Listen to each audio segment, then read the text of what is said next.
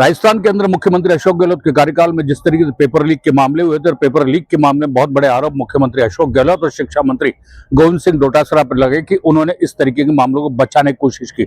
मुख्यमंत्री के उस समय ओएसडी रहे लोकेश शर्मा ने तो बिल्कुल इस बात का भंडाफोड़ कर दिया और उन्होंने दिल्ली की पुलिस क्राइम ब्रांच को जो स्टेटमेंट दिया उसमें साफ तौर पर कहा है कि शिक्षा मंत्री और मुख्यमंत्री अशोक गहलोत दोनों ने मिलकर जो मामला था उसको दबाने की कोशिश की और जो इसके चेयरमैन थे डीपी जारोली उनको बिल्कुल क्लीन चिट देने की पूरी कोशिश की। इस पूरे मामले के अंदर दोनों ही समान रूप से दोषी है।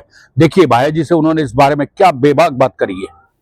हमारी सरकार ने और मुख्यमंत्री अशोक गहलोत जी ने और शिक्षा मंत्री ने तो ये मानने तक से मना कर दिया था कि पेपर लीक भी हुआ है, लेकिन जब युवाओं का दबाव बढ़ने लगा, विपक्ष का दबाव बढ़ने लगा, तो वो लेवल 2 के पेपर को रद्द करने की घोषणा की गई।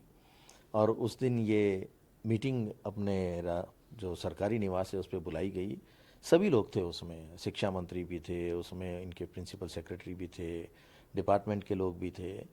तो उसी चलती मीटिंग के दौरान मुझे कॉल किया मुख्यमंत्री अशोक गहलोत जी ने, और उस कॉल पे मुझे ये कहा कि आप मीडिया में तुरंत ये खबरें चलवाओ कि इस पेपर को रद्द करने की घोषणा कर दी गई है और इस पेपर को रद्द किया जाता है। कहा ठीक है, मैं चलवा देता हूँ कि ये ब्रेकिंग तुरंत चलनी चाहिए। और जो लोग शामिल हैं उन पे एक्शन लेने की जब बात आ रही थी, आपस में जब चर्चा कर रहे थे, तो मुख्यमंत्री स्वयं ये कहते हैं कि अरे भाई, जारोली तो अपना आदमी है, तो उसे हमें निलंबित करना है या उसके ऊपर कोई एक्शन लेना है, इसके बारे में तो अभी कैसे सोच सकते हैं।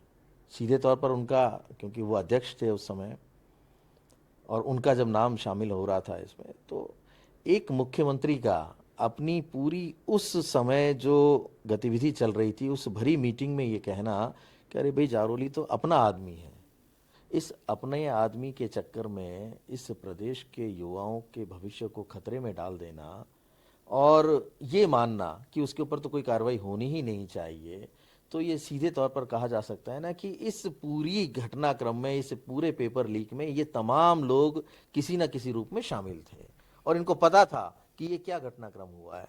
तो हमारे प्रदेश के लाखों युवाओं के भविष्य को खतरे में डाल दिया या ख़त्म कर दिया एक तरीके से इस लीक वाली घटनाओं ने।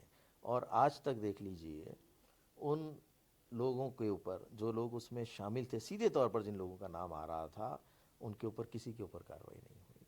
तो ये बचाया ही तो गया था। इसलिए मैंने ये कहा कि हमारे प्रदेश के नौजवानों के भविष्य के साथ अगर किसी ने खिलवाड़ की है तो वो उस समय के मुखिया, चाहे वो जितने भी लोगों के साथ थे, शिक्षा मंत्री रहे हो, उस समय के जो इस डिपार्टमेंट के लोग थे, इन्होंने जो सब कुछ जानबूझकर किया या इनकी, कहते हैं ना कि सरपरस्ती में हुआ, इनकी जानकारी में हुआ, तो आज ये सभी तो दोषी हैं।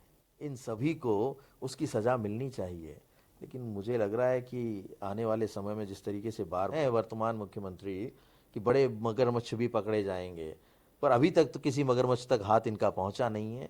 और प्रदेश का युवा इंतज़ार कर रहा है कि जितने भी, मैंने ये सुना है कि 19 परीक्षाएं हुई थी कांग्रेस के शासनकाल में, हमारे शासनकाल में, जिसमें से 17 में पेपर लीक हुआ।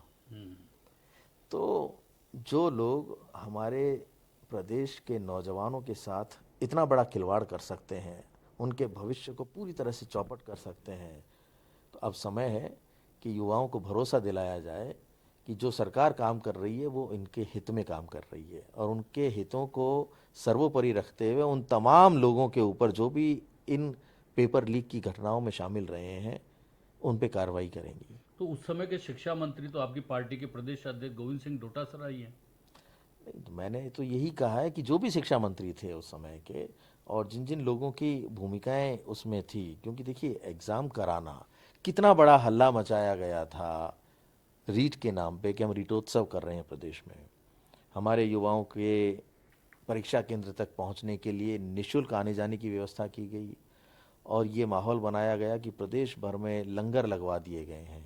कलेक्टर्स को अलग अलग ज़िलों में ये आदेश दिए गए कि सबके खाने की व्यवस्थाएं की जाएं। अरे भाई, खाना खिलाना या परीक्षा केंद्र तक निःशुल्क पहुंचाना, इससे मेरे प्रदेश के युवाओं का भविष्य नहीं संवरता। उनको सबसे बड़ा आघात तो तब पहुंचा ना जब वो लीक हो गया पेपर। तो रोका जाना चाहिए था उस पूरी घटना को।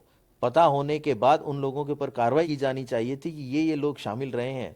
क्योंकि उनका तो जो हमारे प्रदेश के मुख्यमंत्री रहे हैं 3 बार, उनका एक पेट डायलॉग रहा है कि हर गलती कीमत मांगती है।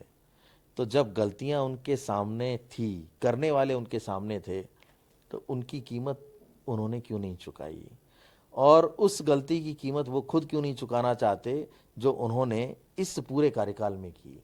तो अब युवा उनसे लगातार ये जवाब मांग रहा है इस सरकार से कि जो बड़े मगरमच्छ थे, जिनके लिए आपने चुनावों से पहले इस प्रदेश के युवाओं को भरोसा दिलाया था कि जो जो लोगों ने आपके भविष्य को बर्बाद किया है, अगर हम सत्ता में आए तो उन सबको हम उन सब के ऊपर कार्रवाई करेंगे। तो अब समय है कि मजबूती दिखाएं वर्तमान मुख्यमंत्री। अब वो चाहे एसआई के पेपर की बात हो जिसको रद्द करने की चल रही है, अब ये कमेटी गठित करने से कुछ नहीं होता, ये सिर्फ लीपापोती है। उन्हीं की पार्टी के कद्दावर नेता, कैबिनेट मंत्री बार बार ये कह रहे हैं कि भाई ये सब धांधली हुई है, ये घोटाले हुए हैं।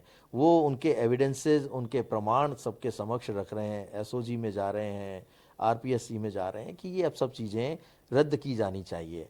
तो मुझे लगता है कि अब एक्शन लेने का समय है और युवाओं को भरोसे में लेने का समय है।